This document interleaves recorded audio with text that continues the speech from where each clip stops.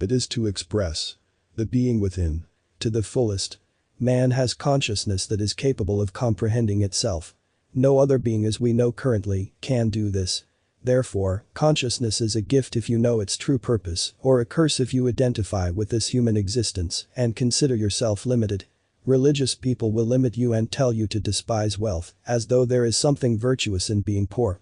Our society has this messed up misconception that being poor, weak, and limited is great. Being limited and always praising God will gain you his favor. And then different religious practitioners will ask you to give them money to operate in the name of God. Shouldn't they be promoting modesty and live a poor life to please God?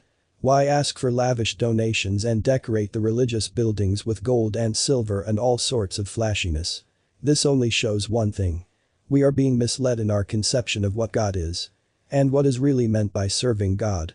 There is not a single thing in this vast universe that indicates that God is modest and likes minimalism. He only portrays limitlessness, raw power. Sometimes even terrifying. Something tells me that he is trying to show us something by being this overly expressive in his creation.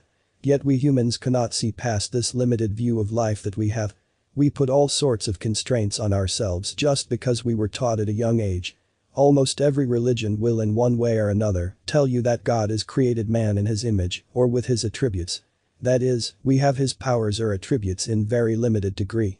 Of course, it can be expanded to unimaginable heights as you progress in spirituality. But we are here to use the powers that God has bestowed upon us and express life and explore. If you believe in God, then don't put limits on him.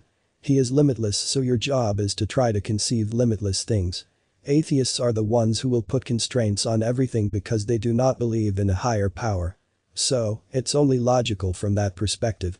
But for a believer, nothing is more illogical than to put all sorts of limitations on himself, as though God is something finite.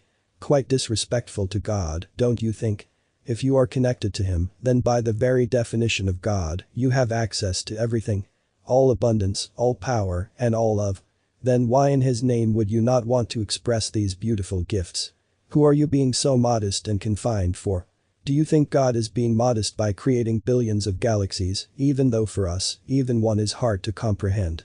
There was no need for billions of them. He is showcasing his unlimited power and is trying to tell us what we are capable of.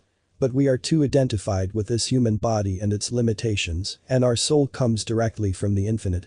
So, it's in its very nature to expand and be as expansive and expressive as possible. Yet humans are caught up in being humans. Therefore, only few of them are ever able to transcend past this human existence. If you are putting limitations on yourself and God, then you are closer to the atheistic beliefs than theistic. Your one job is to expand. No matter what you believe in. The moment you stop expanding, you begin to die. As the soul is not being expressed to the fullest, therefore, it no longer wants to reside within this confined limited person. Therefore, happiness equals progress or expansion. This is why, when people amass too much money or fame, they become depressed. Because it is hard to progress even further from there, as long as they do not break the barrier of human identity.